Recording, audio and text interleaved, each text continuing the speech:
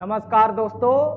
आइए आज हम आपके सामने एक और नया सेशन वचन, ठीक है। जैसे कि आप जानते हैं हिंदी में पढ़ते हैं वचन, ठीक है। ये तो सामान्य बात है कि हिंदी में दो वचन होते हैं, एक वचन और बहुवचन। अर्थात देखेंगे वचन का शाब्दिक अर्थ होता है संख्या। हिंदी में वचन का शाब्दिक अर्थ क्या होता है दोस्तों? संख्या, ठीक है। कोई पूछे वचन का अर्थ क्या होता है तो आप कहेंगे संख्या, ठीक है। और वचन के भेद कितने होते हैं तो आप कहेंगे एक भेद आपका एक वचन और दूसरा भेद बहुवचन। अब इसमें तो बहुत कुछ बताना नहीं है। जहां पर किसी संज्ञा के या किसी वस्तु या किसी व्यक्ति के एक होने का बोध हो तो एक वचन है, और एक से अधिक होने का बोध हो तो बहुवचन है, ठीक है। आइए आगे देखते हैं। अब आगे हमने क्या देखा, एक वचन क्या है? तो एक वचन एक विकारी शब्द है। एक वचन क्या है तो कहेंगे एक वचन एक विकारी शब्द है। क्यों? क्योंकि सभी संज्ञाएं विकारी होती है और वचन संज्ञाओं का ही बताया जाता है। तो एक वचन क्या है? विकारी शब्द है। वह रूप है जिससे एक व्यक्ति एक वस्तु का बोध हो, ठीक है। उसी को हम एक, जैसे शेर दौड़ता है, यहाँ पर शेर क्या है? एक है, इसलिए हमने कहा दौड़ता है, ठीक है। बकरी चरती है, इसमें शेर और बकरी क्या है? एक संख्या का बोध करा रहे हैं। ये कोई बड़ी बात तो है नहीं। अब आगे बहुवचन। बहुवचन में वाक्य में किसी वस्तु का एक से अधिक होने का बोध हो। तो आपने देखा शेर दौड़ते हैं, यहां पर देखिए शेर दौड़ते हैं, यहां शेर और यहां शेर, दोनों जगह शेर ही लिखा है, लेकिन यहां पर दौड़ता है और यहां दौड़ते हैं। यहां हम दौड़ते से पकड़ लिए कि बहुवचन है, और यहां पर दौड़ता से पकड़ लिए एक वचन है। अब बकरियां चरती है, यहां बकरियां बहुवचन हो गया, क्योंकि बकरी स्त्रीलिंग है, और जब स्त्रीलिंग का बहुवचन बनाते हैं तो वो लास्ट में इया जोड़ देते हैं। ये सारे नियम हम अभी आपको बताते हैं। आगे ध्यान देते हैं। देखिए कुछ शब्द हिंदी में कुछ ऐसे शब्द होते हैं जो एक वचन में प्रयोग होते हैं। हम ऐसे कह सकते हैं सदा एक वचन, सदा एक वचन।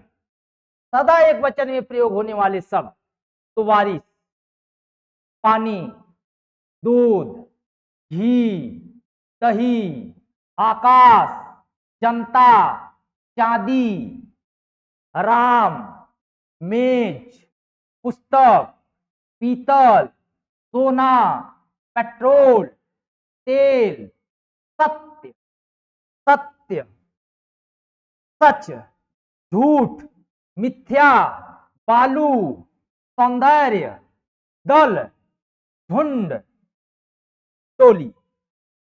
अब यहां पर आप कॉन्सेप्ट समझेंगे दोस्तों। आखिर ये हमेशा एक वचन में ही क्यों प्रयोग होते हैं? देखने से तो एक वचन नहीं लग रहे हैं, देखने से यह एक वचन नहीं लग रहे हैं, फिर भी यह हमेशा एक वचन में क्यों प्रयोग होते हैं दोस्तों? तो देखेंगे कुछ नियम है। बारिश, पानी, दूध, घी, दही, ये सब क्या है? सब द्रव है। क्या है? द्रव है। और सभी द्रव क्या होते हैं? एक वचन। द्रवों का नाम एक वचन होता है।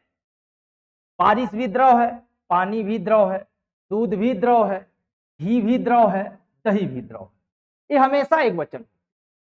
उसी तरह से आकाश। अब बताइए आकाश दो हो सकता है? आकाश तो एक ही है। अब कहीं भगवान लिख दे तो भगवान एक ही तो होंगे, तो उसी तरह से आकाश एक ही है। पृथ्वी, पृथ्वी कभी बहुवचन होगी? नहीं। अंतरिक्ष कभी बहुवचन होगा? नहीं होगा, ठीक है। तो इनका कभी बहुवचन बनेगा ही नहीं। जनता, जनता समूह है, उन सभी लोगों को हम जनता कहते हैं जो किसी देश में निवास करते हैं, ठीक है। चांदी, चांदी क्या है? चांदी पदार्थ है, और सभी पदार्थवाचक संज्ञाएं क्या होती हैं? एक वचन। देखिए सभी समूहवाचक संज्ञाएं एक वचन, सभी पदार्थवाचक संज्ञाएं एक वचन, सभी पदार्थ एक वचन, सभी खनिज एक वचन, अब चांदी खनिज है तो एक वचन होगा। उसी तरह से राम व्यक्ति का नाम है तो व्यक्तिवाचक संज्ञाएं भी एक वचन होती हैं। मेज वस्तु का नाम है स्पेशल, यहाँ पर मेज बहुवचन भी बन सकता है लेकिन यहाँ पर एक वचन के लिए प्रयोग हुआ है। पुस्तक, पीतल, पीतल क्या है? खनिज है, एक वचन होगा। सोना क्या है? खनिज है, एक वचन होगा। पेट्रोल क्या है? द्रव है, एक वचन होगा। तेल क्या है? द्रव है, एक वचन होगा। गौर करने वाली बात, सत्य, सत्य कभी दो होता है इसलिए सत्य एक वचन होता है, जो कभी दो हो ही नहीं सकता। सत्य कभी दो नहीं हो सकता, ईश्वर कभी दो हो नहीं सकते, आकाश कभी दो हो नहीं सकता, पृथ्वी कभी दो हो नहीं सकती, सूर्य कभी दो नहीं हो सकते। ठीक है, तो हमेशा एक वचन में प्रयोग होंगे। उसी तरह से सच, झूठ, मिथ्या, बालू, बालू कभी गिन पाएंगे मापा जाएगा, ये भी एक वचन होता है क्योंकि बालू भी पदार्थ है। मिट्टी, बालू, पत्थर, कपड़ा, लकड़ी, ये सभी पदार्थवाचक संज्ञाएं होती हैं और ये सब भी हमेशा एक वचन होती है। जैसे मिट्टी, मिट्टी भी एक वचन होती है। बालू, बालू भी एक वचन होगा। ठीक है, उसके बाद लकड़ी, लकड़ी, लकड़ी भी एक वचन होगा। ठीक है, उसी तरह से कपड़ा, कपड़ा भी एक वचन होगा। ठीक है, कोयला, कोयला भी एक वचन होगा। ठीक है, ईश्वर, ईश्वर भी एक वचन होगा।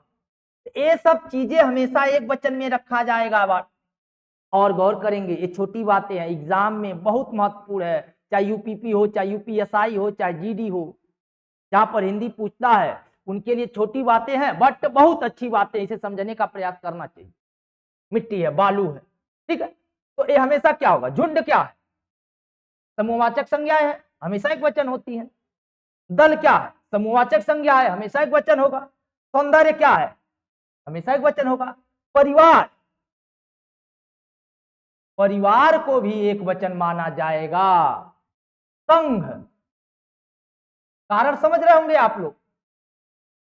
कारण यह है सभी समूहवाचक संज्ञाएं एक वचन होती हैं, सभी पदार्थवाचक संज्ञाएं एक वचन होती हैं, सभी व्यक्तिवाचक संज्ञाएं एक वचन होते हैं, सभी खनिज एक वचन होते हैं, सभी पदार्थ एक वचन होते हैं। देखिए, चांदी, सोना, पीतल, लकड़ी, कपड़ा, कोयला, बालू, मिट्टी। ठीक है, अब आगे देखते हैं बहुवचन का रूप। कुछ शब्द हमेशा बहुवचन होते हैं। देखिए, कुछ शब्द हमेशा बहुवचन के रूप में प्रयोग होते हैं। कुछ शब्द हमेशा क्या होते हैं? बहुवचन होते हैं। इन्हें कभी एक नहीं कहेंगे। हस्ताक्षर, पता है, कभी एक अक्षर का हस्ताक्षर कभी एक होता ही नहीं।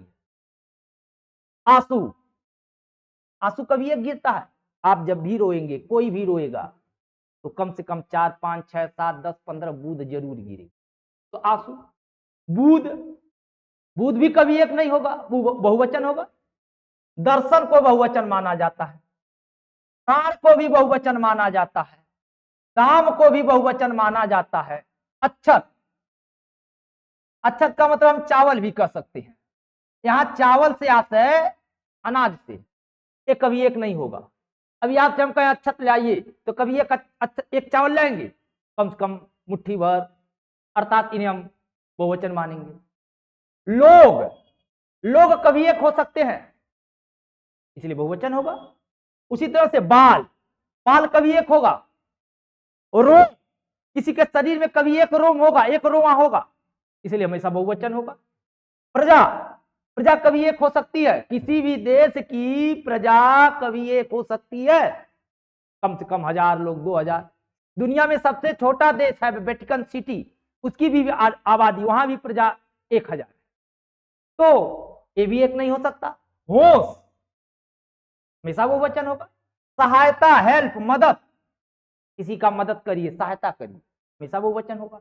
ओठ, ओठ कहिए चाहे होठ कहिए, कहीं कहीं ओष्ठ भी लिखा ला, ओठ, अच्छा होठ, ओठ कभी एक होगा नहीं होगा, ओठ कभी एक नहीं होगा। दंत, दांत, दांत एक होता है, हाथी के भी दो दांत होते हैं दिखाने के लिए, चबाने के लिए 32 दांत सबके पास होते हैं, तो दांत कभी एक होता ही नहीं, जैसे बाल कभी एक नहीं होता, इन्हें बहुवचन मानेंगे। ऐसे बहुत से शब्द हैं जो हमेशा बहुवचन में ही प्रयोग होते हैं दोस्तों। बहुत ज्ञान की बात है, इसे आप लोग जरूर कंठस्थ करे रहिएगा, एग्जाम में देखते ही मार दीजिएगा, ठीक है, नहीं तो ध्यान नहीं देते हैं तो ऐसे प्रश्न एग्जाम में छूट जाया करते हैं, 1-2 नंबर चले जाया करते हैं, तो गौर करने वाली बात है। अब आगे देखेंगे एक वचन शब्दों का प्रयोग।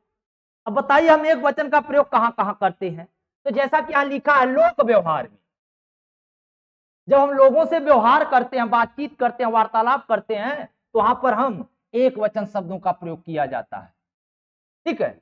अब जैसे गण लगा दे, जाति लगा दे, अगर कहीं गण लगा दे, जाति लगा दे और बात हो रही है तो इसे एक वचन में रखा जाता है, जैसे स्त्री जात एक वचन हो गए, आगे बढ़ रही है, अगर हम स्त्री जाति कह दिए तो एक समाज की बात कर दी, एक समूह की बात कर दी। उसी तरह से अन्य शब्द एक वचन से बहुवचन के रूप में प्रयोग होते हैं, जैसे खंभा है, खंभे, गहना, गहने, गुरु, गुरुजन, गन्ना, गन्ने, हटाना, हटनाएं, चश्मा, चश्मे। लेकिन अब देखते हैं कि कैसे हम एक वचन से बहुवचन बनाते हैं, आगे आइए आगे देखते हैं। उससे पहले हम देख लेते हैं कि कभी कभी देखिए किसी सम्मान और आदर के लिए, किसके लिए, सम्मान और आदर के लिए बहुवचन का प्रयोग किया जाता है। देखिए सम्मान और आदर के लिए बहुवचन का प्रयोग करते हैं, ठीक है। जैसे पिताजी आज नहीं आए, अब देखिए आए बहुवचन है, आया होना चाहिए क्योंकि पिताजी तो एक है, पिताजी एक है, पिताजी कभी बहुवचन होंगे नहीं, लेकिन देखिए यहां पर हमने पिताजी को क्या दिया है, सम्मान दिया। जब हिंदी में सम्मान दिया जाता है तो एक वचन से बहुवचन बना दिया जाता है, पिताजी एक वचन है लेकिन आए बहुवचन, ठीक है। बड़प्पन दर्शाने के लिए भी, जैसे हमने तुम्हारा कार्य कर दिया, यहां होना चाहिए मैंने तुम्हारा कार्य कर दिया, मैंने तुम्हारा कार्य कर दिया, लेकिन यहां पर सम्मान दिया गया, इसलिए हम कहेंगे हमने तुम्हारा कार्य कर दिया। अब आगे देखेंगे, यहां पर देखेंगे वचन के अंतर्गत संज्ञा का रूप में परिवर्तन। देखिए संज्ञा विकारी शब्द है, विकारी वह शब्द होते हैं जिनमें विकार होता है, परिवर्तन। यहां पर हम देखेंगे कि संज्ञाओं में हम जब परिवर्तन करते हैं, किसका, वचन का, जब संज्ञाओं में वचन का परिवर्तन करते हैं तो कुछ चीजों का ध्यान रखना चाहिए। पहला ध्यान रखना चाहिए विभक्ति का, एक होता विभक्त रहित और एक होता विभक्ति सहित।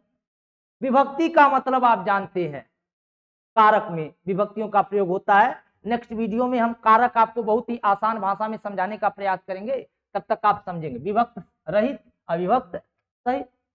अब आगे देखेंगे विभक्त रहित संज्ञाओं के बहुवचन बनाने के नियम, जैसे पुल्लिंग, यदि पुल्लिंग शब्द में आ है तो आ को किस में बदल देंगे, ए में। क्या कह रहा है, पुल्लिंग संज्ञा, यदि आपकी संज्ञा पुल्लिंग है तो आ को किस में बदलेंगे, ए में। जैसे गधा, गधे, लड़का, लड़के, बछड़ा, बछड़े, ठीक है। कहने का मतलब लास्ट में क्या है, आ है, जिसे हम आकारांत भी कहेंगे, आकारांत। आकारांत को किस में बदल देते हैं, एकारांत में, गधा, गधे, लड़का, लड़के। उसी तरह से और रूल देखते हैं और नियम देखते हैं। अब देखिए विभक्त सहित संज्ञा के बहुवचन बनाने के नियम, अर्थात नर, नारो, क्योंकि आगे का, द्वारा, ने, को, ये सब क्या है? ये सब विभक्ति हैं। अविभक्तियों के साथ जब अ होगा तो अ को किस में बदल देंगे? ओ। यदि किसी संज्ञा के साथ विभक्ति का प्रयोग हुआ है, अगर संज्ञा के साथ विभक्ति का प्रयोग नहीं हुआ है तो आ को ए में बदलेंगे।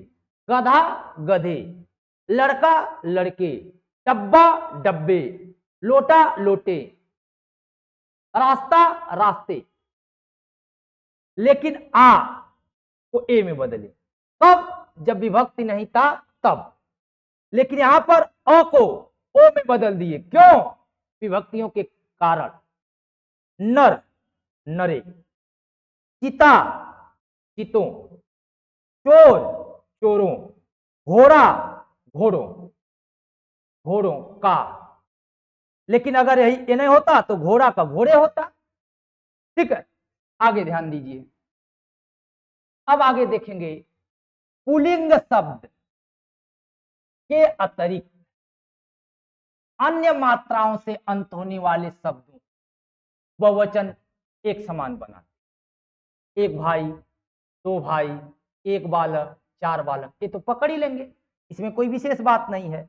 अब देखिए, अगर स्त्रीलिंग है, कौन सा शब्द? यदि शब्द स्त्रीलिंग है, ठीक है, और आकारांत है, शब्द स्त्रीलिंग है और लास्ट में कौन रांत है? आकारांत, तो आ को किस में बदल देंगे? ए में। गौर करेंगे, आ को किस में बदला गया है? ए में। अर्थात सॉरी, यहां पर बदलेंगे ना, जोड़ देंगे।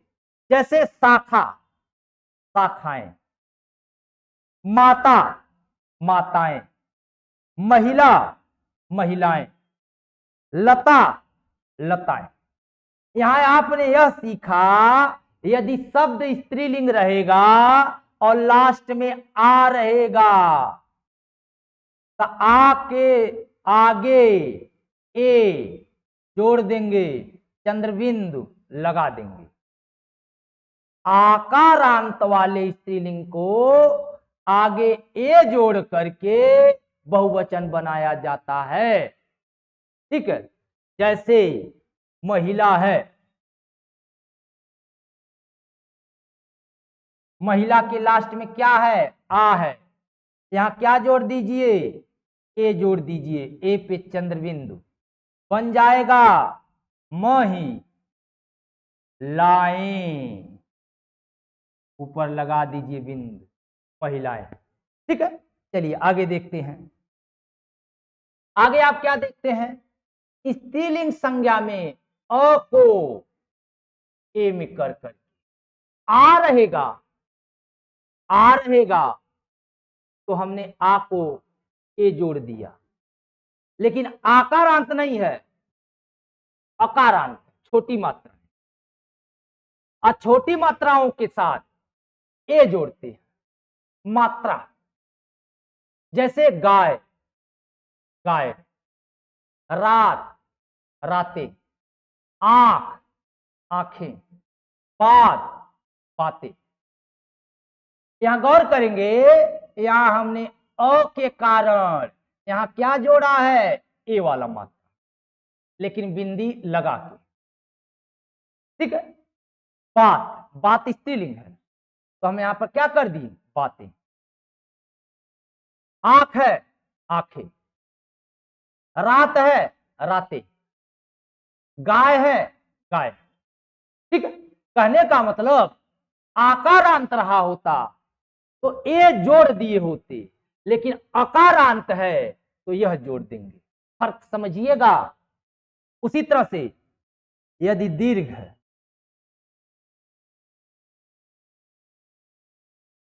ठीक है, दीर्घ, यदि दीर्घ ई होगा, ठीक है, तो दीर्घ ई को सबसे पहले हम क्या करेंगे?